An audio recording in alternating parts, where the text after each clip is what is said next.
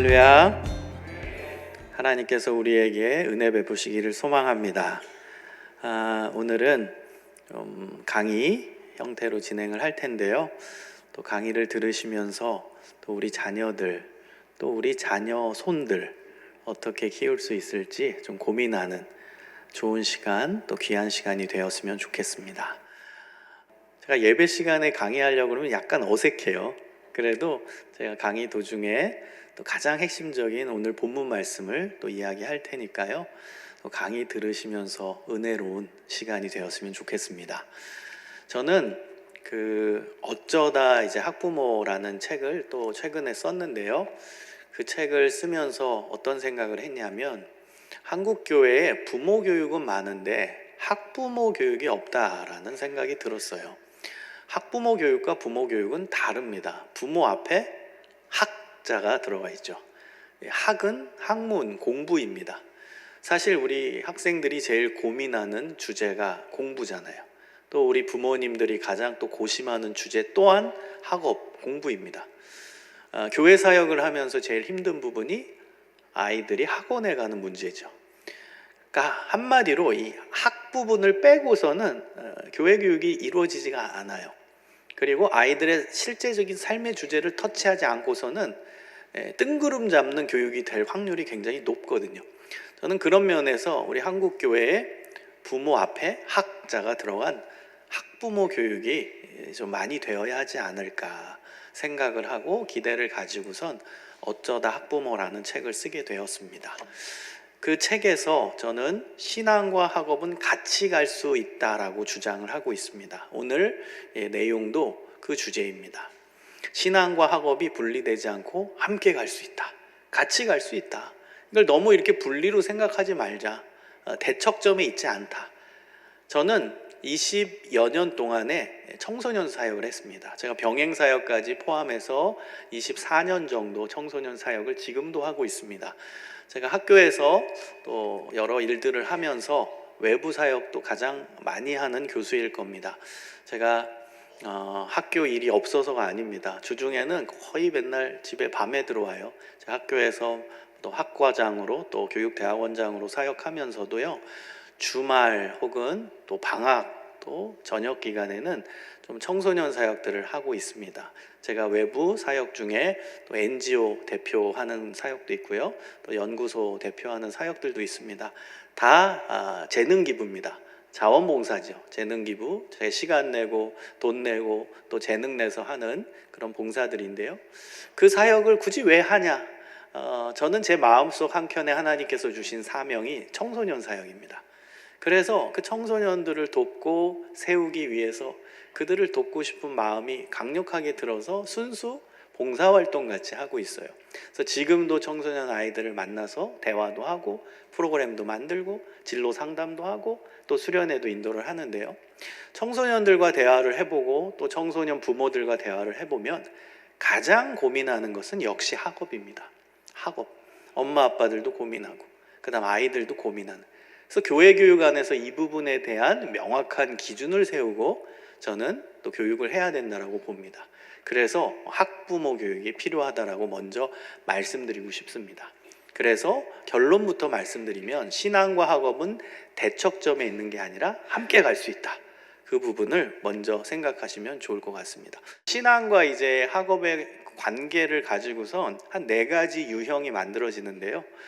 이것은 그냥 머릿속으로 고민하고 이런 유형이 있을 거다라고 생각해서 연구한 내용이 아니라 현장에서 사춘기 부모님들, 그러니까 사춘기 자녀를 둔 부모님들, 청소년 자녀를 둔 부모님들을 제가 연구해 본 결과 이 4가지 유형으로 나눠지는 것을 보게 된 겁니다. 그래서 정리해 낸 겁니다. 그러니까 우리 한국 교회 부모님들이 이 4가지 유형에 들어간다라는 것입니다. 자, 첫 번째 유형은 학업에 대한 강조는 적어요. 그리고 신앙에 대한 강조도 적어요. 그 유형이 신앙 형식 유형입니다. 여러분, 이런 유형이 있습니다. 어떻게 자기 자녀 학업에 대한 관심도 적을까? 라고 생각할 텐데요. 현실이 너무 힘든 거예요. 그러니까 먹고 사는 문제가 너무 급하다 보니까, 그게 중요하다 보니까 엄마도 바쁘고 아빠도 바빠요. 아빠도 일하느라 맨날 밤에 들어오고 엄마도 일하느라 밤에 들어와요. 먹고 사는 문제 때문에 부부가 다 바쁜 경우, 엄마 아빠가 다 바쁜 경우가 이 신앙 형식 유형에 들어가더라고요. 그러니까 이분들이야 다 당연히 자녀들에 대해서 뭐 학업에 대한 강조도 있고 신앙에 대한 강조도 있을 테지만 현실 때문에 너무 바빠서 그냥 알아서 해라, 자녀들한테 뭐 공부도 알아서 학원 가고 또 알아서 뭐 교회 갈 시간 되면 가고, 현실 때문에 어쩔 수 없이 이 유형 안에 들어간 가정이 있더라고요. 그 유형이 바로 신앙 형식 유형입니다. 그리고 두 번째는 학업에 대한 강조는 적으면서 신앙에 대한 강조는 많은 유형입니다. 이 유형이 신앙 보호 유형이라고 저는 명명했어요. 신앙이 최고 중요한 것이죠. 그래서 기독교 아주 보수적인 가정에서 보여지는 유형입니다. 이 유형은 교회만 잘 다니면 돼, 하나님만 잘 믿으면 돼, 학원 또 교회 이건 고민도 안 하죠. 그냥 무조건 그냥 교회만 잘 가면 돼, 예배만 잘 드리면 돼. 이 유형이 이제 신앙 보호 유형입니다. 그래서 보수적인 기독교 가정에서 많이 나오는 유형입니다. 자, 그 다음에 이제 학업에 대한 강조는 많은데 신앙에 대한 강조는 적은 유형입니다. 저는 이 유형을 신앙 도구 유형이라고 명명했습니다. 저는 한국교회 많은 부모님들이 이 신앙 도구 유형 안에 있다라고 판단을 했어요. 신앙 도구 유형은요, 신앙이 도구예요. 그러면 목적은 뭘까요? 학업입니다. 학업이 목적이고 신앙이 도구가 된, 이것을 신앙적으로 표현하면 변질된 신앙입니다. 여러분, 우리 신앙이 건강하기 위해서는 신앙의 목적은 누구시죠? 하나님이에요. 하나님이 신앙의 목적이에요. 근데 이 신앙 도구 유형은 신앙이 도구가 돼버리고 하나님이 뭐가 돼요? 하나님이 도구가 되고 그 다음에 학업이 목적이 되는, 이게 주객이 전도된 거죠. 하나님이 목적이고 그 다음에 공부가 도구가 돼야 되죠. 그런데 이 신앙 도구 유형은 반대가 돼버린 거예요. 하나님이 수단이 된 거고 그 다음에 학업이 목적이 된 유형, 그게 바로 신앙 도구 유형, 신앙 수단 유형입니다. 신앙이 수단이 되고 신앙이 도구가 됐다는 겁니다. 여러분, 이게 어려운 게 아니고요, 실제로 저는 이제 부모님들을 뵈면은 많이 느끼게 됩니다. 우리 광석교회는 아니겠지만 제가 다른 교회에서 사역할 때 또 다른 교회 이제 청소년부를 가보면은 고등학교 3학년 아이들의 부모님들이 굉장히 열심히 교회 봉사하는 걸 많이 봤어요. 그러니까 그 전에는 봉사를 잘 안 하시다가 자녀가 고3이 되면은 봉사하기 시작하는 분들을 저는 꽤 봤거든요. 여러분은 항상 봉사하시잖아요, 그렇죠? 이해가 안 되시죠? 그런데 이제 다른 교회 가보면 봉사를 안 하시다가 자기 자녀가 고3이 되면 그제서야 이제 성가대 봉사, 찬양대 봉사도 하시고 주방 봉사도 하시고 주차 봉사도 하시기 시작하는 거예요. 그리고 열심히 하십니다, 우리 자녀 고3 때. 그러고 나서는 그 기대 심리가 있어요. 어떤 기대 심리?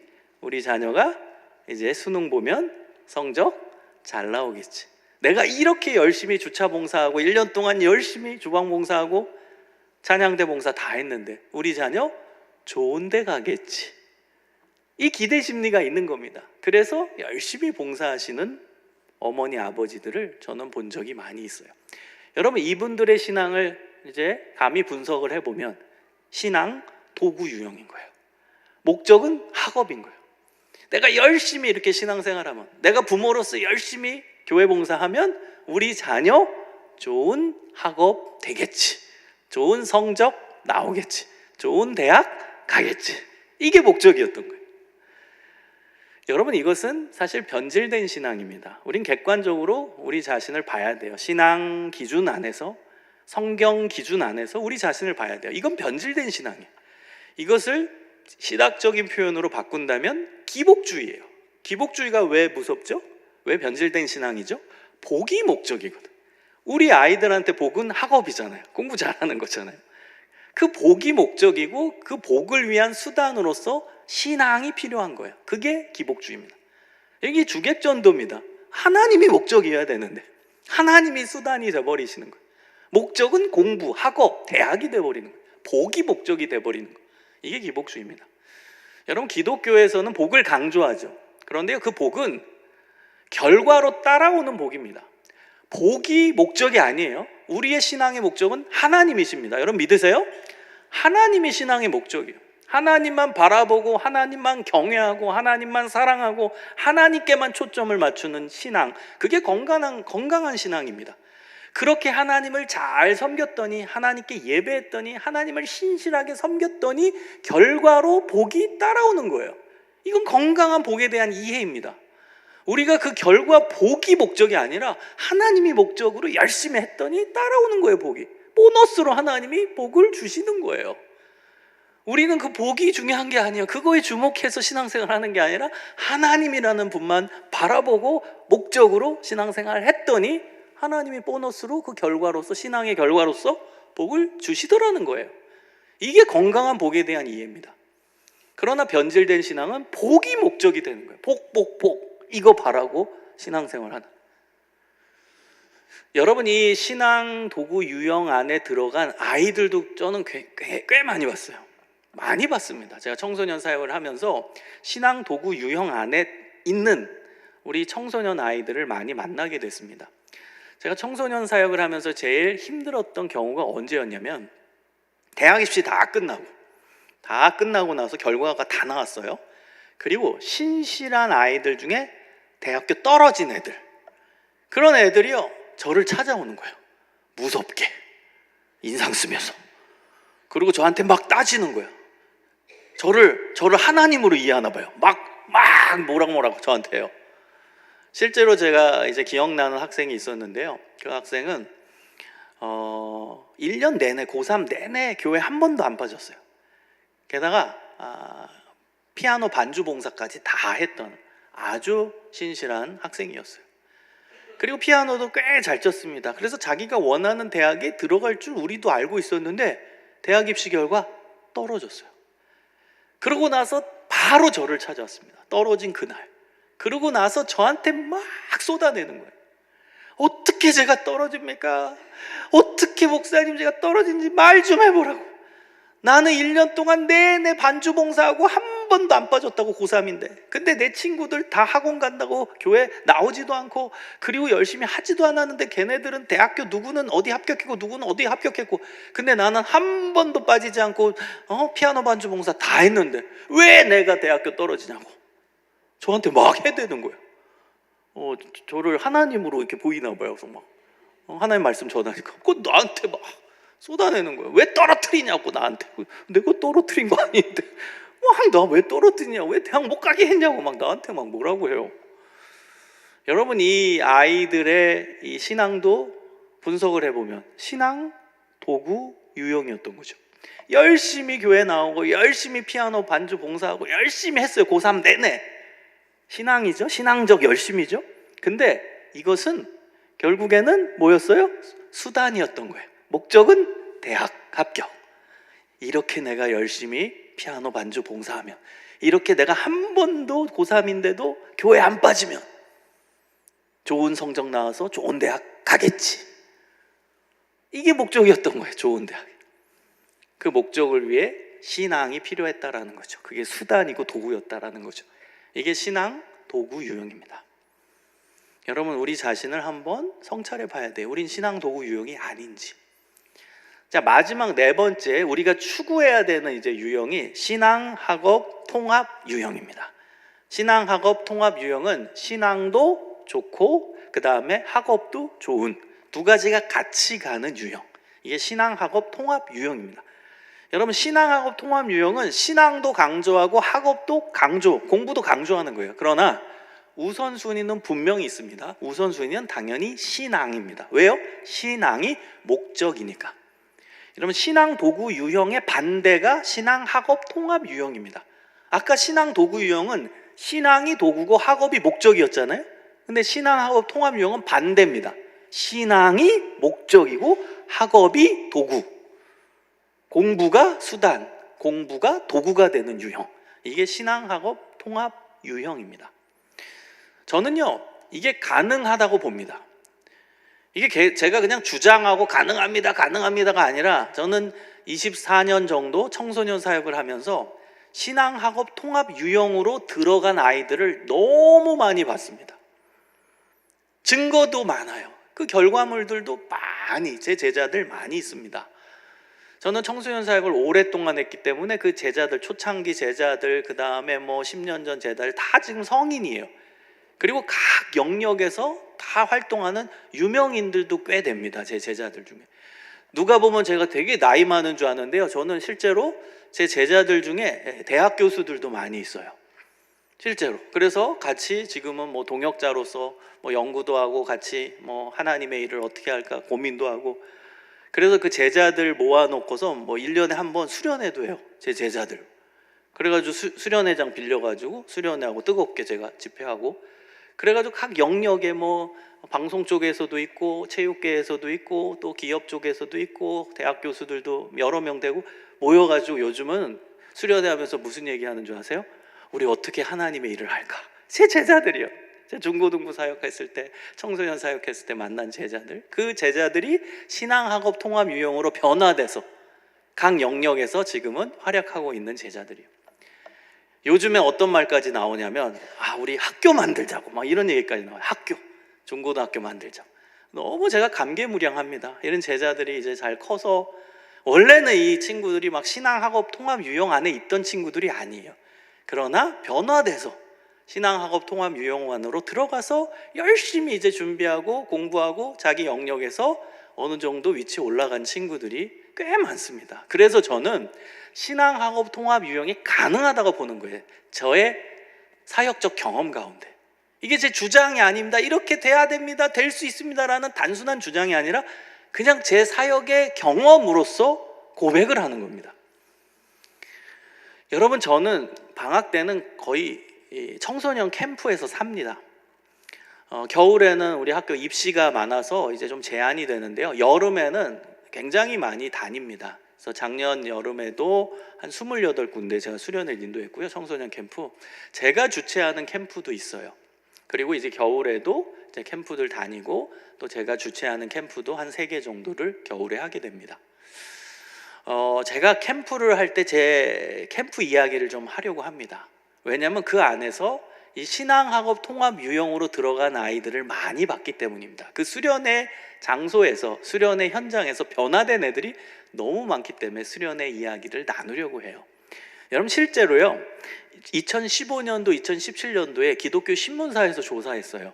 성인 크리스찬 대상으로 언제 하나님을 인격적으로 만났느냐라는 질문에 대략 70%가 청소년 시절에 하나님을 만났다라고 성인 크리스찬들이 답을 했어요. 그리고 어떤 형태에서 하나님을 만났나라는 질문에 대부분이 수련회였어요. 저도 고등학교 1학년 청소년 수련회에서 하나님을 처음 인격적으로 만났어요. 그리고 저 또한 오늘 제가 얘기하는 신앙학업 통합 유형 안으로 저도 들어가게 돼서 열심히 공부하게 되었습니다. 그래서 저는 수련회 이야기를 하려고 해요. 제가 어떻게 수련회를 인도하고 또 아이들이 어떻게 변하는 것을 저는 제 눈으로 봤는지를 좀 이야기를 나누려고 합니다. 저는 수련회 이제 아이들 모이잖아요. 사춘기 아이들. 그러면은 뭐 초등학생도 해당돼요. 초등학교 좀 고학년 아이들. 제가 초등학교 고학년 아이들 대상으로도 수련회 인도하는데요. 이제 아이들 이제 모이면 첫째 날, 둘째 날, 셋째 날 보통 2박 3일 수련회를 합니다. 그럼 첫째 날에는 제가 현실을 깨닫게 하는 이 주제로 말씀도 전하고 그 다음 자기 자신을 보게 하는 성찰의 시간을 갖게 합니다. 제 노하우를 말씀드리는 거예요. 보통 청소년 사춘기 아이들 수련회 주제는 꿈, 소명, 사명, 비전, 이게 주제예요. 그래서 저는 첫째 날에 자기 자신을 돌아보게 하는 시간을 가져요. 여러분, 우리 애들이요, 자기가 열심히 공부하는데 왜 공부하는지 모르는 거 아십니까? 여러분, 놀라운 일이에요. 애들이 열심히 공부하잖아요. 아침에 학교 가서 학교 끝나면 학원 가고, 학원 끝나면 스터디 카페, 독서실 가고, 그리고 밤에 돌아오고, 그냥 얘네들의 루틴입니다. 계속 공부 죽어라 공부하죠. 진짜로 애들이 얼마나 열심히 공부하는지 진짜 죽어라 공부합니다. 그런 애들이에요. 근데 애들이요, 왜 공부하는지를 몰라요. 그냥 해야 되니까 하나보다예요. 그래서 제가 첫째 날 너네 그렇게 열심히 공부하고 또 공부하고 지겹지 않냐? 너네 근데 왜 공부해? 물어보면 답을 제대로 하는 애가 없어요. 뭐 생각하기도 싫다 이거예요. 뭐 눈 감고 있고 뭐 그냥 하는 거죠. 뭐 하라니까 하죠. 뭐 태어났으니까 하죠. 뭐 별 얘기 다 나와요. 그냥 하는 거예요. 생각을 안 한다는 거예요. 이렇게 공부를 절대적인 시간을 공부에 할애하는데도 자기가 왜 공부하는지를 모른다라는 뜻입니다. 몰라요. 그래서 제가 첫째 날에는 진지하게 제가 제 이야기도 꺼내요. 여러분 청소년 우리 여기 부서 선생님들 계시면은 제 사역의 노하우 중에 하나는요, 애들이 말을 안 할 때는요, 선생님이 청소년 시절에 경험한 예화, 일화를 자꾸 꺼내주면 돼요. 자기 이야기를 먼저 꺼내는 거예요. 그걸 자기 노출이라고 합니다. 나를 오픈하는 거예요. 그러면 그제서야 아이들이 마음문을 조금씩 열고 자기 이야기를 꺼내게 돼요. 그래서 내 얘기를 계속 합니다. 목사님은 중학교 1학년 때 이런 일이 있었어. 뭐 중3 때 이런 일이 있었어. 내 얘기를 계속 합니다. 그럼 이제 서서히 아이들이 마음문이 열려요. 그러면서 이제 대화할 정도가 되면은 왜 공부하는지를 질문합니다. 생각하게 하는 거죠. 그럼 이제 말하기 시작해요. 왜 공부해? 여러분 이거는 제가 뭐 그냥 상상 속에서 얘기하는 게 아닙니다. 실제 제 수련회 현장에서 일어나는 이야기를 하고 있는 겁니다. 이제 아이들이 말을 해요. 왜 공부해? 여러분 제가 아이들을 대변해서 말씀드려 볼게요. 애들이 뭐라고 얘기하는 줄 아세요? 대학 가려고. 그 정도 여러분 상상하시죠? 대학 가려고. 또 어떤 애는 좋은 데 가려고. 어떤 애는 또 뭐 서울대 가려고. 그럼 옆에 애가 네가 무슨 서울대야 막 때리고 막 그러면서 대학 얘기를 하기 시작합니다. 맞아요. 애들은 열심히 공부하는 이유가 한국 사회에선 대학 가려고 해요. 그럼 제가 이렇게 얘기해요. 그래, 너네 만약에 상상은 자유니까 서울대 갔다고 해보자. 그럼 뭐 할래? 제가 또 질문을 해요.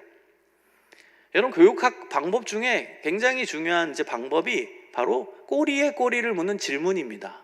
이게 뭐 수사학과도 연결되고요. 또 아리스토텔레스도 방법이고 여러 또 고대 그리스 철학 안에서 나온 방법들이기도 한데요. 계속 질문을 던져. 이게 또 히브리 문화권에선 하브루타 교육이라도 하기도 하고요. 그래서 꼬리에 꼬리를 묻는 질문을 제가 계속 던집니다. 그래, 너네가 서울대 갔다고 해보자. 그럼 그 다음 뭐 할래? 이게 질문이에요. 그러면 또 뭐 원하는 뭐 직장에 갈래요? 뭐 나 직업 뭐 이거 갖고 싶어요? 뭐 자기 직업 생각하는 애들은 직업 얘기합니다. 뭐 될래요? 뭐 될래요? 그래? 그러면 좋은 직장은 왜 가고 싶어? 그 직업은 왜 갖고 싶어? 이렇게 질문합니다. 그럼 애들이요, 놀라운 게 옛날 같으면 저희 시대만 하더라도 저는 그 관심이 있어서요 뭐 그러면서 신앙인들은 거기에 신앙을 덧붙여서 하나님께 영광 돌리려고 이런 얘기 하잖아요. 요즘 애들은 안 그래요. 제가 임상적 결과로 10의 6은 뭐라고 답을 하냐? 돈 많이 벌고 싶어요. 너 왜 그 직업 갖고 싶어? 왜 그 직업을 원해? 돈 많이 벌려고요. 너 왜 너가 생각하는 좋은 회사, 좋은 직장은 뭐야? 돈 많이 주는 직장이에요. 이렇게 답을 해요. 다 돈이에요. 돈 많이 벌고 싶다는 거예요. 그러면 여기까지 딱 멈추면 애들이 열심히 공부하는 이유? 좋은 데 가려고. 좋은 데 가는 이유는 좋은 직장, 좋은 직업. 좋은 직장, 좋은 직업은 돈 많이 주는 직업, 돈 많이 주는 직장. 그러면 그 다음에 제가 또 질문을 합니다. 그래 돈은 좋지. 여러분 여기서 애들 정죄하거나 틀렸어 하면 얘는 이제 마음은 닫고 말 안 해요. 이게 애들 특징입니다. 애들 속에 있는 얘기를 끝까지 끌어내려면 인정하는 척을 계속 해줘야 돼요. 그래 맞아, 돈 중요하지. 야 목사님도 돈 좋아해. 야 돈 싫어할 사람이 어딨냐. 돈이 있어야 뭐 목사님도 양복 사고 그리고 이제 운전해서 여기 오고 하지. 그래 돈 중요해. 이렇게 인정해줘야 애들이 속에 있는 얘기를 계속 꺼내지. 거기다 대고 야 너네 유치하게 돈 얘기냐 이래버리면 이제 마음은 딱 닫고 더 이상 얘기를 안 해요. 그래가지고 일단은 인정하는 척 해줘요. 인정하는 척 해줘요. 그래 돈 중요하지. 그래 돈은 필요해. 그래. 그리고 질문합니다. 그럼 너네들 상상해봐. 그럼 너네가 원하는 좋은 직장, 돈 많이 주는 직장에 갔다. 너네가 원하는 돈 많이 주는 직업을 갖게 됐다. 자, 그 다음은 그 돈 갖고 뭐 할래? 질문을 해요. 그럼 애들이 지가 사고 싶은 걸 이제 쭉 얘기합니다. 거기에 여러분이 알다시피 뭐 자동차도 나와요. 어떤 애는 막 뭐 마세라티 얘기하고 뭐 이름까지 얘기하면 롤스로이스 나오고 막 차 이름 됩니다. 여러분, 애들이 이제 뭐 사고 싶다 뭐 사고 싶다 하면서 나오는 사고 싶은 게 뭘까요? 뭐 사고 싶다고 말할 것 같아요? 아파트가 나옵니다. 아파트나 어떤 애는요 구체적으로 얘기해요. 서울 강남에 있는 어떤 아파트 브랜드까지 얘기합니다. 그 다음 성수동에 엄청 비싼 아파트 있거든요. 그거 얘기하는 애도 있고요. 아파트 얘기해요. 서울의 아파트. 자, 근데요 여기서 잘 들으세요. 애들의 그 이야기를 제가 대변해 주는 거예요. 근데 아파트까지 나와요. 그럼 그 다음 얘기합니다. 그럼 아파트까지 샀다 이거야. 그 다음 뭐 할래? 그럼 점점 말수가 줄어들어요. 점점 이제 말할 게 없어져요. 아파트까지 나오면. 그럼 뭐 하지? 그 돈 갖고 뭐 하지?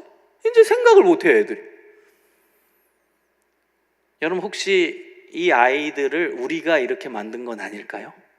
우리도 아파트 타령, 집 타령, 계속 집값 오르니 내리니 이 얘기. 우리가 애들을 그렇게 만든 건 아닐까요? 우리 자신도 한번 봐야 돼요. 어쨌든 이제 아파트까지 얘기하고 그다음 말수가 줄어들어요. 그다음 뭐 할래? 그 돈 갖고? 그럼 이제 뭐 말을 못 해요. 뭐 하지 애들이? 또 이래요. 그럼 제가 현타 오게 합니다. 어떻게 현타 오게 하냐? 그럼 너네가 지금 죽어라고 공부하는 이유는 결국 최종 목적은 아파트네? 이렇게 얘기해요. 정리를 해줘. 맞잖아. 너네 계속 얘기한 흐름을 봤을 때 너 아파트 다음 그다음 얘기를 못하네?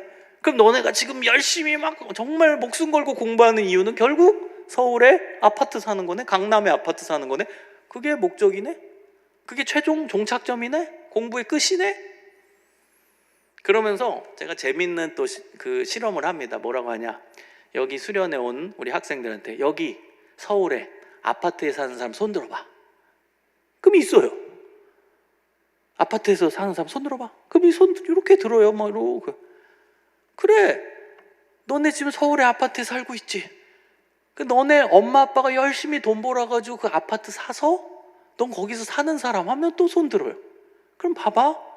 그럼 너네는 공부하는 가장 중요한 목적 그거는 아파트라고 지금 결론 내릴 수 있잖아. 근데 너는 이미 그 아파트에 살고 있어.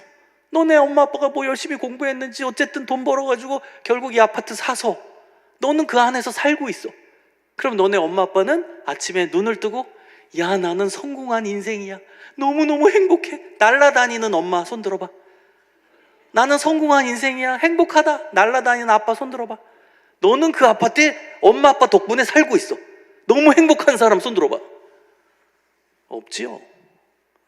완전히 현타 오게 합니다. 제가 너는 지금 바로 아파트에 살고 있잖아. 네가 그렇게 원하는 공부 죽어라 해서 아파트 사고 싶대. 근데 넌 지금 살고 있잖아. 엄마 아빠 덕분에. 근데 행복해? 아빠 날라다녀? 엄마 아빠? 성공했다고? 너 행복해서 막 매일 아침마다 막 난 아파트에 살고 있어 이래? 아무도 없거든요. 애들이 그때부터 막 무너집니다. 이제 진지하게 애들이 생각하게 하니까 애들이 멍 때리거나 무너지거나 현타라고 하죠. 진짜로 이게 뭐야? 이렇게 나오는 허무함을 느껴요. 이게 첫째 날에 제가 이런 방식으로 가요. 그럼 이제 수련회 둘째 날부터는 이제 하나님의 꿈을 얘기합니다. 첫째 날에는 개인적인 꿈의 허무함을 알려준 거예요. 개인적인 꿈의 허무함. 그리고 두 번째 날은 이제 하나님의 꿈을 이제 제대로 알려주는 겁니다. 여러분, 하나님의 꿈이 뭐죠? 그게 바로 우리가 오늘 읽은 본문입니다. 하나님의 꿈은 하나님 사랑, 이웃 사랑이에요. 하나님을 사랑하고 이웃을 사랑하는 것. 가장 큰 계명 하나님을 사랑하는 것. 그리고 두 번째 되는 계명 이웃을 사랑하는 것. 그러나 하나님 사랑, 이웃 사랑은 뗄래야 뗄 수 없는 연결되는 두 가지의 가장 중요한 신앙적 가르침이자 기준입니다. 그래서 이 두 가지의 계명은 온 율법과 선지자의 강령입니다. 온 율법은 구약성서의 율법서를 뜻하죠. 선지서는 선지서를 뜻하죠. 구약성경 전체를 얘기하는 겁니다. 여러분, 하나님 사랑, 이웃 사랑이 구약성경 전체의 요약이자 내용이라는 거예요. 그래서 여러분, 하나님 사랑, 이웃 사랑이 하나님의 꿈의 내용입니다.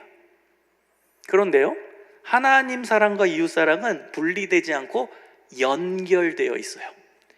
그리고 요한일서를 보면 요한일서는 이웃 사랑이 하나님의 사랑과 연결된다는 걸 아주 강조하는 책인 동시에 이웃 사랑이 먼저인 것처럼 강조하는 책이 바로 요한일서예요. 여러분 요한일서 4장 16절을 보면은 재밌는 구절이 나옵니다. 눈에 보이지 않는 하나님을 사랑한다고 말하면서 눈에 보이는 이웃은 미워한다라고 이야기하는 사람이 있다면 눈에 보이지 않는 하나님을 사랑한다고 말하는 게 거짓이라는 거예요. 왜냐하면 요한의 논리는 이래요. 눈에 보이는 이웃을 사랑하기가 쉽냐? 눈에 보이지 않는 하나님을 사랑하기가 쉽냐? 눈에 보이는 이웃을 사랑하기가 쉽다라는 거예요. 그러니까 눈에 보이는 이웃부터 사랑하라는 거예요. 그래야 그 사람이 눈에 보이지 않는 하나님을 사랑할 수 있다라는 거예요. 그만큼 이웃사랑을 강조하는 책이 요한일서입니다. 그래서 정리하면 하나님 사랑, 이웃사랑은 분리되지 않고 연결되어 있어요. 이웃사랑이 하나님 사랑, 하나님 사랑과 이웃사랑은 같이 진행되는 겁니다. 여러분, 이것이 우리 자녀들이 품어야 되는 하나님의 꿈입니다. 이 꿈에 대한 내용을 제가 둘째 날에 쭉 설명을 하고 설교도 하고 또 아이들한테 저녁 시간에는 샘플을 보여줘요. 그 샘플, 지금 이 시대에 우리와 같이 사는 이 동시대에 이러한 하나님의 꿈을 꾸면서 하나님 사랑, 이웃 사랑을 실천하는 샘플들을 쫙 보여줍니다. 저는 그 샘플 리스트 정말 많이 갖고 있어요. 영상 자료부터 사진 자료 많이 보여주면서 생생하게. 그래서 하나님의 꿈을 꾸면서 한 학교를 변화시킨 교사 샘플, 하나님의 꿈을 실천하면서 한 병원을 바꾼 의사 샘플, 하나님의 꿈을 꾸고 체육계 국가대표 축구 선수 중에 있거든요. 그 국가대표 팀을 바꾼 한 샘플, 하나님의 꿈을 꾸고선 한 나라를 바꾼 정치가의 샘플, 하나님의 꿈을 꾸고 세상을 바꾼 사람의 이야기 쫙 설명을 해줘요. 실제 샘플들 많아요.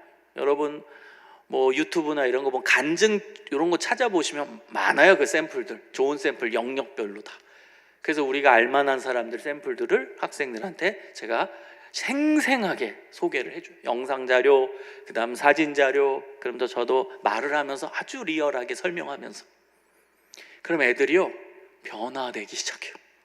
하나님의 꿈을 내가 꿔야겠구나, 하나님의 꿈으로 나아가야겠다 결단하기 시작해요. 그래서 마지막 둘째 날 저녁 집회 때는 울면서 애들이 저 하나님의 꿈을 꾸겠습니다, 하나님 사랑, 이웃 사랑 저도 실천하는 꿈을 꾸겠습니다, 이제 저만 잘 먹고 잘 사는 개인적인 꿈이 아니라 하나님 사랑, 이웃 사랑을 실천하는 하나님의 꿈을 꾸겠습니다 결단하는 역사가 일어나요. 그리고 셋째 날 되면 이제 결단 선서합니다.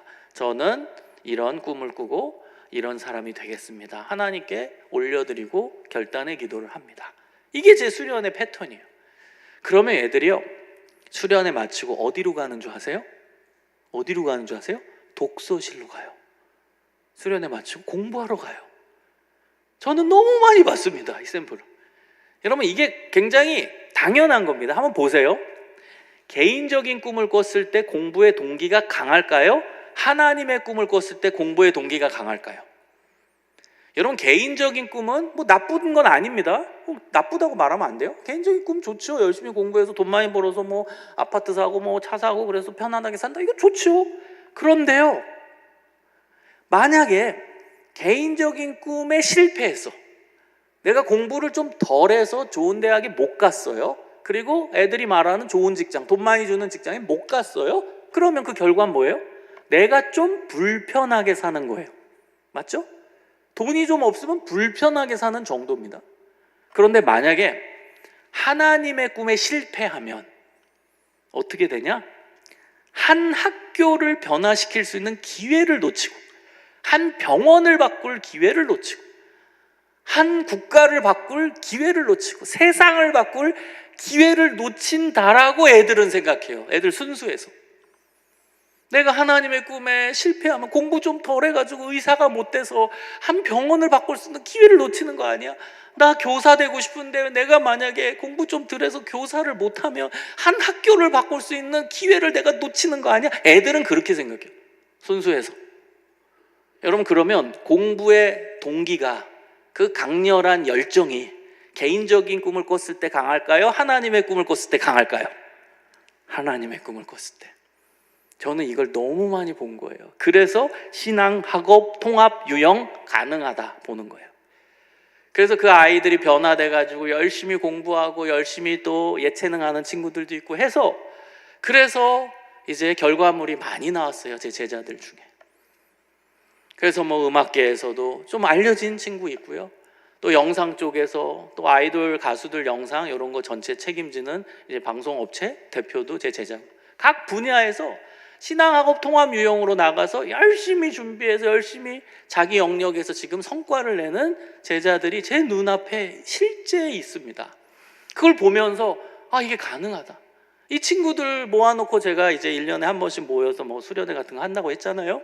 그러면 옛날 얘기 많이 해요. 너 옛날에 뭐 아니었잖아, 공부도 못하고 또 뭐 아무것도 뭐 꿈도 없다고 했는데 이렇게 바뀌었네. 옛날 얘기하면 얼마나 웃긴데요. 변화됐다는 거예요. 원래부터 그렇게 막 모범생이고 막 원래부터 막 그런 친구들이 아니었어요. 변화된 거예요. 신앙학업 통합 유형으로.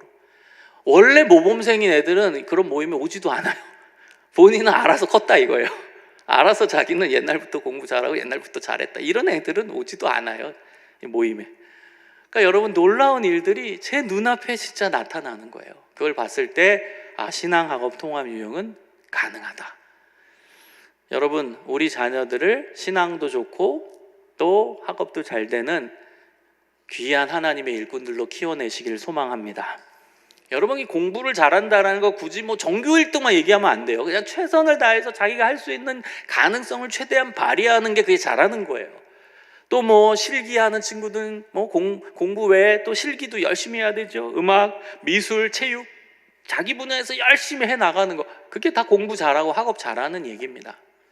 자, 신앙학업 통합 유형으로 나가는 모습을 보면 요 5단계, 이게 뭐 순서대로 된다라는 얘기가 아니라 이런 모습들을 이제 보여준다는 거예요.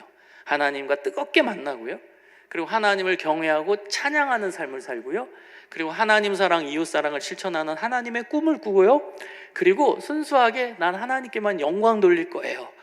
하나님께.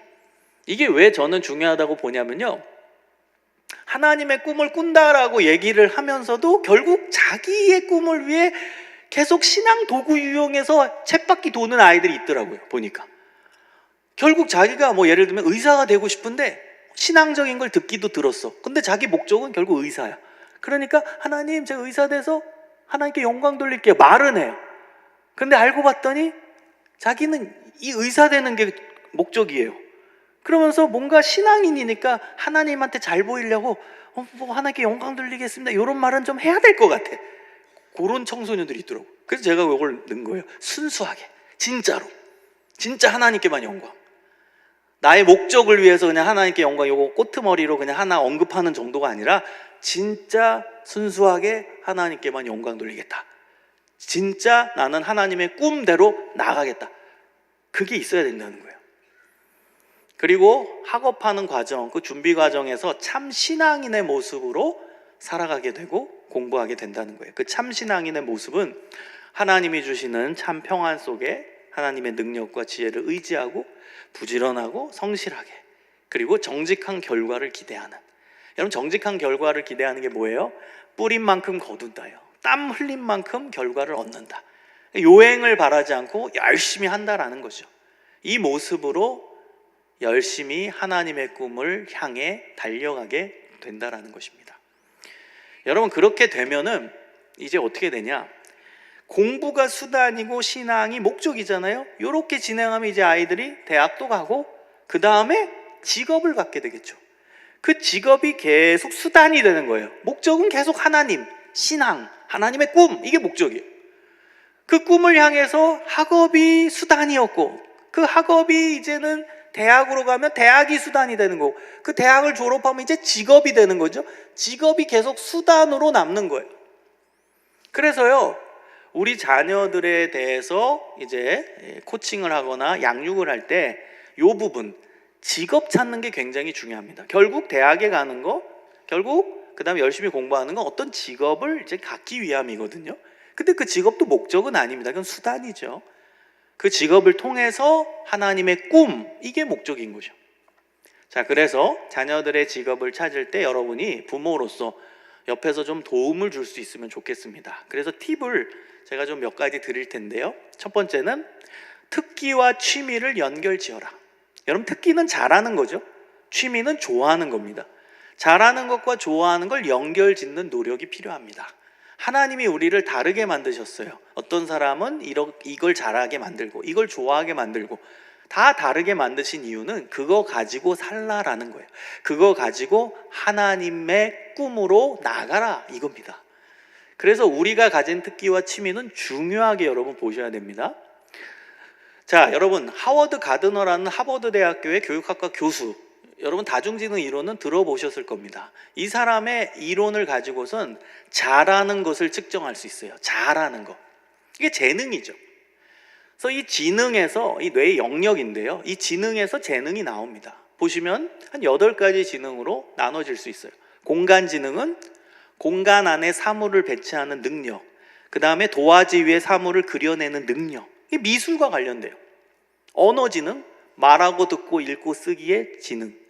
수리 논리 지능은 수학의 연산 규칙 논리를 파악하는 지능이에요. 2, 4, 6, 8, 10이잖아요. 2씩 증가한 겁니다. 이게 수리 논리 지능이 우리 머릿속에서 작동한 거예요. 자연 친화 지능은 자연을 사랑하는 거예요. 동식물을 사랑하고 동식물에 대해서 애틋한 마음을 가진, 이것도 지능이래요.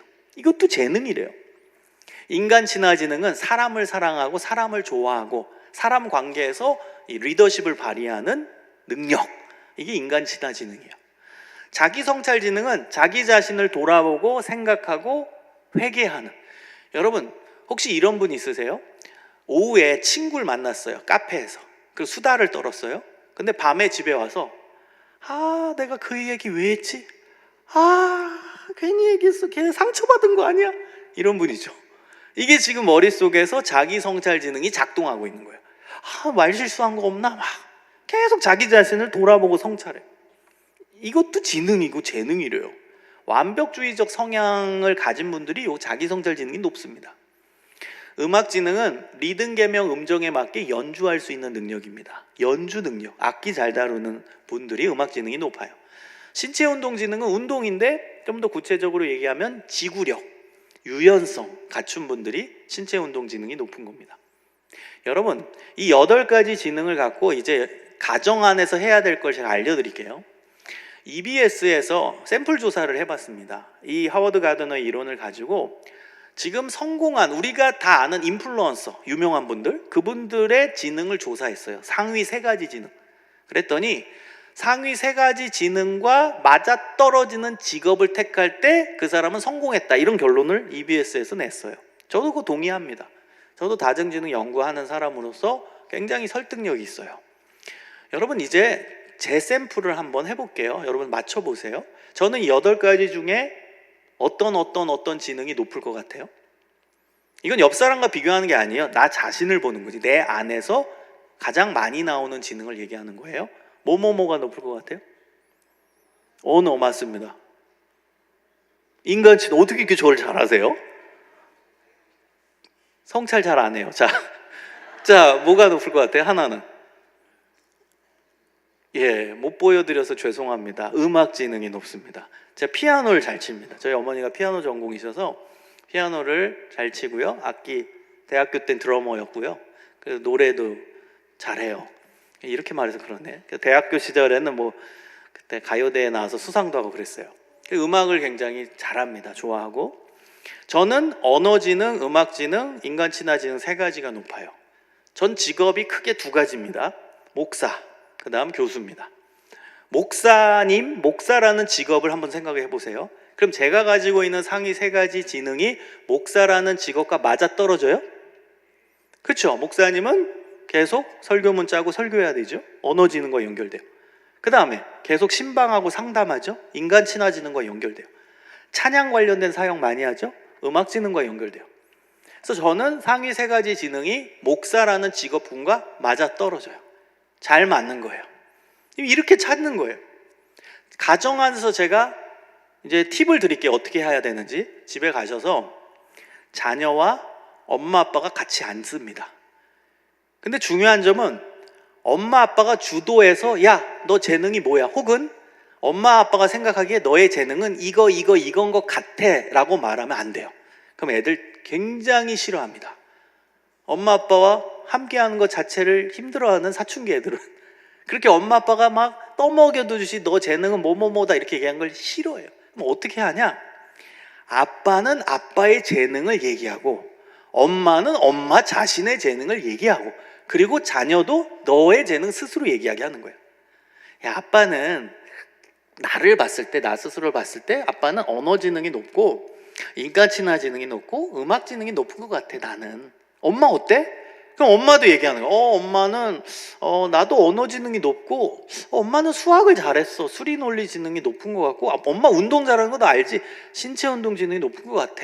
그 다음에 아들아 너는 어떻게 생각해? 스스로 얘기하게 하는 거야. 그리고 조율해 가는 겁니다. 야 아들아 근데 보니까 엄마와 아빠와 공통되는 지능이 하나 있어. 뭐였어? 언어 지능이 같아. 엄마도 있고 아빠도 있어. 넌 당연히 있지 않겠냐? 엄마 아빠 아들인데? 이러면서 조율해 가는 거예요. 자기 이야기한 거. 이러면서 상위 세 가지 지능을 찾아가게 하는 겁니다. 여러분 그리고 직업에 대해서 얘기할 때도요. 하나의 직업을 딱 얘기하는 건 위험합니다. 직업 분야로 얘기하시는 게 좋아요. 분야로. 의사 위험합니다. 우리나라 의사 되기 어렵죠? 하나로 고정되면 굉장히 위험해요. 근데 의사와 의료 분야는 달라요. 의료 분야는 의사, 간호사, 임상병리사, 물리치료사 다 들어갑니다. 넓혀줘야 된다는 거예요. 하나로 고정되면 위험해요. 그 다음에 엄마 아빠와 이제 자녀가 이제 이 재능에 대해서 얘기하고 너 무슨 직업을 가지면 좋겠냐 얘기하면 엄마 아빠는 자기들이 원하는 직업을 껴맞춰요. 여러분 잘 보세요. 우리 자녀 의사 되길 원한다? 요 8가지 지능 다 껴맞출 수 있어요. 객관적으로 안 보면. 야 요즘 의사는 음악도 잘해야 돼. 감성적이어야 돼. 음악지능. 야 의사는 수술하잖아. 이 체력이 중요해. 신체운동지능 중요하다. 야 의사는 자연 친화도 있어야 돼. 동물, 식물을 그런 사랑하는 마음이 있어야 사람도 사랑할 수 있어. 다 껴맞출 수 있어. 그러니까 여러분이 객관적으로 봐야 돼요. 그냥 자기가 원하는 엄마 아빠가 원하는 직업으로 그냥 끌어당겨가지고 껴맞추면 안 됩니다. 객관성이 떨어져요. 그래서 여러분 최대한 객관적으로 우리 자녀가 얘기한 그다음 우리가 조율한 이 3가지 지능과 맞아떨어지는 직업 분야가 뭘까? 요거를 찾아줘야 하는 겁니다. 여러분 하나의 직업은 위험하다고 했어요. 하나의 직업으로 고정되는 건 위험해요. 제 2년 후배가 있습니다. 고등학교 후배인데요. 이 친구를 보면은 뭐 지금이야 또 하나님이 아름답게 그의 삶을 인도해 주셨지만 그 고등학교 시절에 참 힘들었어요. 2년 후배예요. 근데 이 친구가 밖에서 무슨 검사를 해왔어요. 그때는 다중지능 이런 게 우리나라에 소개도 안 된 거기 때문에 이 검사도 아니에요. 뭐 외부 기관에 가서 무슨 검사를 했대요. 심리검사. 그러더니 저한테 오더니 형 내가 무슨 검사를 했는데 난 의사 하라고 했어 이러는 거예요. 제가 고3 때 걔 고1이었거든요. 의사 해야 된다고 나왔대요. 무슨 검사 결과. 그래서 제가 그래 너 할 수 있으면 열심히 해봐 그랬습니다. 그래서 저는 이제 대학교 갔고 이 친구가 이제 고3이 됐네요. 그러더니 자기는 이제 의대를 준비한대요. 그래서 격려해 줬죠. 그래 열심히 해봐라. 그리고 이제 시험을 봤는데 의대 갈 성적이 안 나왔어요. 근데 얘는 철저히 그걸 믿고 나는 의사 돼야 돼 이것만 믿고 의대에 지원했어요. 결과 어떻게 됐을까요? 떨어졌어요. 재수합니다. 떨어졌어요. 삼수했어요. 떨어졌어요. 사수했어요. 떨어졌어요. 그 다음에 저랑 상담 결과 머리 식힌다고 해병대 갔어요. 갔다 왔습니다. 또 도전합니다. 5수, 6수, 7수, 8수, 9수 마지막 9번째는요 예비로 합격했어요. 근데 떨어졌어요. 얘가 너무 낙심해서 저를 또 찾아왔어요. 그래서 제가 너 신앙인이니까 기도원 갔다 와라. 그 얘가 기도원에 갔어요. 그 15일 동안 기도원에서 기도하고 그리고 나왔습니다. 그리고 저를 만났는데 얼굴이 너무 밝은 거예요. 기도원 들어가기 전에는 막 나 죽을래 막 이러고 있었는데 기도원 15일 갔다 오더니 얼굴이 너무 환하고 막 달라졌어요. 그리고 저한테 이런 얘기합니다. 형, 주님밖에 없어. 나 신학교 갈 거야. 그래서 신학교 갔어요. 저희 학교는 아니고요. 다른 타교단 신학교에 갔는데요. 물론 하나님께서 지금은 이제 다른 길로 인도하셨지만 그래도 이 후배를 보면 9년의 인생 얼마나 소중합니까? 그러니까 이렇게 의사가 돼야 돼 꽂히는 게 굉장히 위험하다라는 거예요. 하나로 고정되는 게 이렇게 위험한 겁니다. 청소년 시절에. 그러니까 여러분 분야로 얘기해 주셔야 돼요. 분야. 의사가 아니라 의료 분야, 교육 분야, 이 분야로 넓혀 주셔야 된다는 거예요. 자, 그 다음은 여러분 좋아하는 겁니다. 좋아하는 것. 이게 인생 동사 찾기라고, 이건 제 프로그램이에요. 많은 청소년 단체들이 제 프로그램을 쓰고 있는데요. 이거는 그냥 동사를 쭉 정리한 거예요. 이건 샘플입니다. 이것만 정리한 게 아니라 동사 카드라고 제가 이렇게 만들었는데 엄청 많아요. 그 중에 이제 몇 개 동사를 좀 뽑아온 겁니다. 이 중에 너의 인생을 대변해주는 동사, 그리고 너가 좋아하는 동사를 찾아봐라 이렇게 해주는 거예요. 한 3개, 4개 찾게 하십시오. 재밌어요. 그냥 카드 각 형태로, 아니면 여러분이 그냥 종이에다 쓰세요. 그리고 오리세요. 이런 여러 동사들. 그리고 자녀한테 너가 원하는 동사, 그 다음 너가 좋아하는 동사 찾아봐라 그러면 돼요. 여러분 즉석에서 제가 이 동사들 중에 제가 좋아하는 동사 3개만 찾아보라고 하면 저는 3번째 줄 가운데 있는 함께하라, 그 다음에 3번째 줄 끝에 있는 이끌어라, 그 다음 5번째 줄의 가운데 있는 말하라, 이렇게 3개를 택할 것 같아요. 저의 또 다른 직업은 교수입니다. 근데요, 이 제가 선택한 3개 단어가 교수라는 이 직업과 딱 맞아떨어져요. 함께하라, 이끌어라, 말하라. 교수는 학생들과 계속 함께합니다. 그러면서도 선생이니까 이끌어야 돼요. 교수는 계속 얘기합니다. 계속 강의해요. 말하라. 딱 맞아요. 그래서 제가 좋아하는 인생 동사 함께하라, 이끌어라, 말하라는 교수라는 직업군과 딱 맞아떨어져요.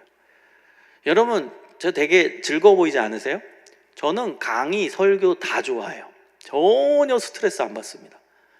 왜요? 좋아하는 것과 잘하는 거니까.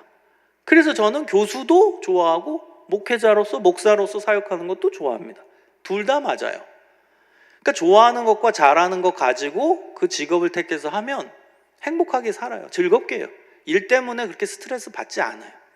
그래서 우리 아이들도 이렇게 찾아주라는 거예요. 좋아하는 거, 잘하는 거, 그걸 찾아주는 그런 코칭, 부모로서 진로 코칭을 해주면 좋겠습니다. 자, 2번째, 이거 굉장히 핵심적인 얘기인데요.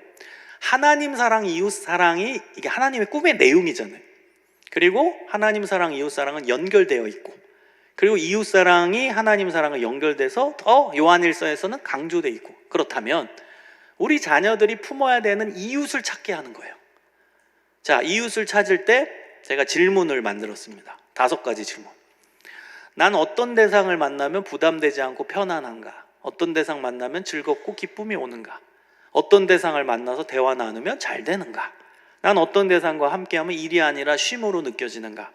난 어떤 대상을 만나면 공감과 긍휼함이 생기고 그들의 문제를 해결하기 위해 돕고 싶은 마음이 드는가? 여러분, 이 5가지 질문을 우리 자녀들한테 던지고 그 이웃 찾게 하는 거예요. 여러분, 만약에 저한테 이 질문을 던져서 답을 얘기하라고 하면 전 사실 몇 가지 대상이 있어요. 교회 학교 교사도 여기에 해당되고 몇 가지 대상이 있지만 제일 먼저 떠올리는 대상은 청소년이에요. 저는 청소년 애들 만나면 편해요. 그리고 즐거워요. 그리고 대화 나누면 잘 돼요. 애들한테도 물어봐야 되지만 아무튼 애들이 그래도 저한테 비밀 얘기 꺼내는 걸 봤을 땐 대화가 잘 되는 것 같아요. 그리고 일이 아니라 쉼으로 느껴져요. 제가 만약에 청소년들 만나는 게 일이라고 느껴진다면 저는 안 하죠. 왜? 제 직업은 교수입니다. 굳이 안 만나도 돼요. 청소년 사역 제 시간 내고 재능 내고 돈 내서 굳이 할 필요 없어요. 근데 좋으니까 하는 거예요. 쉼으로 느껴져요.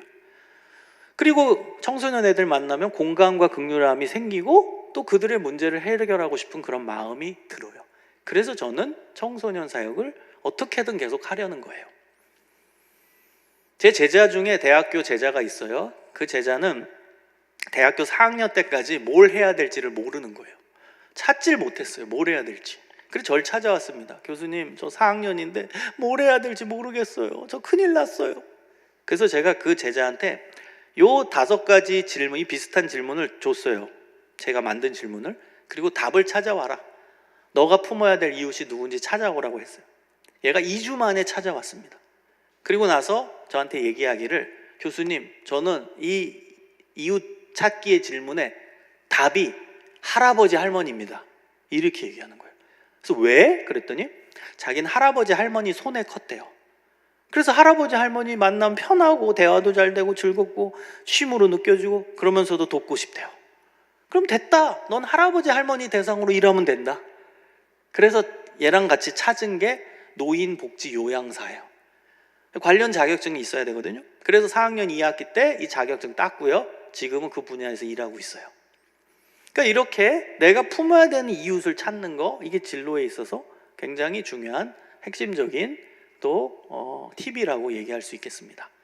자, 그 다음 세 번째는 좋은 모델을 찾아라. 네, 보세요. 좀 빨리 진행할게요. 또 레크레이션도 있더라고요. 자, 깜빡했네요. 레크레이션이 얼마나 중요한데 선물 주고. 자, 좋은 모델을 찾아라. 그래서 유튜브 간증, 또 현대인의 자서전 여러분 중요하게 보셨으면 좋겠습니다. 유튜브에 여러분 보시면 간증을 분야별로 쳐도 돼요. 뭐 운동선수 간증, 연예인 간증, 뭐 가수 간증, 경영인 간증 치면 분야별로 나와요. 우리 아이들 관심 가질 만한 간증을 보여주면 거기에 도전받을 수 있어요. 그 다음에 현대인의 자서전을 읽히십시오. 전 정기문은 안 좋아해요. 왜냐하면 정기문은 어떤 사람이 죽고 그 후대 사람이 쓴 건데요, 영웅이 그려져 있어요. 근데 자서전은 그렇지 않아요. 자서전은 본인이 살아있을 때 자기 얘기 쓴 거예요. 그 안에는 실패담, 좌절한 이야기, 고난의 이야기 다 들어가요. 그래서 공감이 돼요. 그리고 지금 우리와 동시대에 사는 사람, 그래서 현대인의 자서전을 읽히게 하면 좋겠습니다. 자, 네 번째는 다양한 교육적 경험을 제공하라.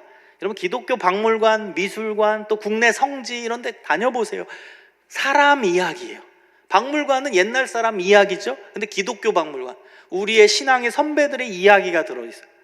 국내 성지 다녀보면 초창기 선교사들의 유적, 선교사님들의 이야기가 그 안에 다 들어가 있어요. 이분은 이렇게 살았구나, 이분은 이렇게 하나님의 꿈으로 나아갔구나. 그러면서 애들이 도전받고 뭘 해야 될지를 찾게 돼요. 여러분, 아이들의 그 직업 뭘 해야 될지 찾는 거는요, 책상 앞에서 찾을 수 없어요. 교육적 경험이 있어야 그 안에서 찾는 거예요. 근데 우리 애들은 맨날 학교 갔다가 학원 갔다가 독서실 갔다 집, 너무 패턴이 똑같거든요. 여러분 좀 이렇게 아이들한테 여유 공간을 주고 그 여유 공간에 다양한 교육적 경험을 시키십시오. 그 안에서 아이들은 뭘 해야 될지를 찾게 됩니다. 자, 그 다음에 순수한 봉사를 정기적으로 해라. 순수한 봉사요. 제 제자 한 명은요, 고등학교 때 봉사활동을 했어요. 원래는 대학 가기 위한 봉사 점수 따려고 시작을 했거든요. 근데 거기서 딱 꽂힌 거예요. 이걸 해야겠구나. 이걸 통해 내가 하나님의 꿈을 실천해야겠다. 결단하게 됐어요. 그래서 그 친구가 대학교는 사회복지학과 나왔고요. 지금은 자기가 고등학교 때 봉사한 NGO 단체 직원으로 일합니다. 이게 순수한 봉사가 자기 진로가 돼버린 거죠. 그래서 봉사를 통해서 내가 뭘 해야 될지도 찾을 수 있습니다. 자, 마지막 여섯 번째는 미래의 직업군을 잘 고려해라. 여러분 지금 우리 자녀들이 바로 사회에 나가는 게 아닙니다. 그렇죠? 만약에 중3 아이를 키운다 그러면 고1, 고2, 고3, 대1, 대2, 대3, 대4 또 휴학 한번 하고 뭐 남자면 뭐 그때 군대 간다면 군대 1, 2년 하면 10년 후예요. 여러분 10년 후에 세상이 어떻게 바뀌겠습니까? 지금과 같지 않을 거라고요. 지금 세상의 변화 속도가 얼마나 빠른데요. 그래서 엄마 아빠들은요, 우리 자녀가 사회에 나갈 시점에 사회가 어떻게 변할지를 예측할 수 있는 눈이 필요합니다. 지금 당장 사회에 나가는 게 아니거든요. 그래서 제가 추천드리고 싶은 것은 트렌드자가 들어가는 책들을 보시면 도움이 돼요. 트렌드는 통계책입니다. 통계를 바탕으로 앞으로 어떻게 될지를 예측하는 게 트렌드 관련된 책입니다. 그래서 이런 통계들을 통해서 앞으로의 시대적 상황들, 사회의 변화 흐름들을 볼 수가 있습니다.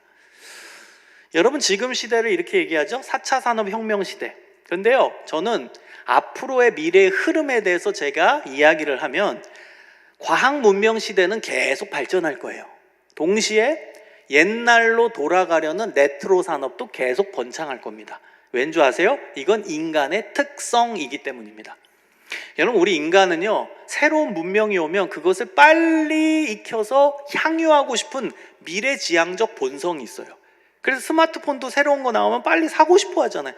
편리함을 누리고 싶은 본성이 있다라는 거예요. 그런데 놀라운 건 과학 문명이 발전하고 그 미래지향적 본성이 우리 안에 있는 동시에 과거 회귀 본능이 있어요. 옛날로 돌아가고 싶은 과거 회귀 본능이 강렬하게 작동한다는 거예요. 이게 작용과 반작용으로 왔다 갔다 합니다. 이게 편리하고 싶으면서도 옛날 게 좋고, 새로운 걸 원하면서도 옛날 게 좋고, 계속 작용 반작용이 일어나요. 그게 레트로 산업입니다. 여러분, 우리 코로나 시대 때 이때 완전히 온라인 사회가 됐었잖아요. 이게 과학 문명이 이제 우리의 실제적인 삶에 와닿게 됐어요. 근데 동시에 코로나 시대에 번창했던 산업이 레트로입니다. 지금도 계속돼요.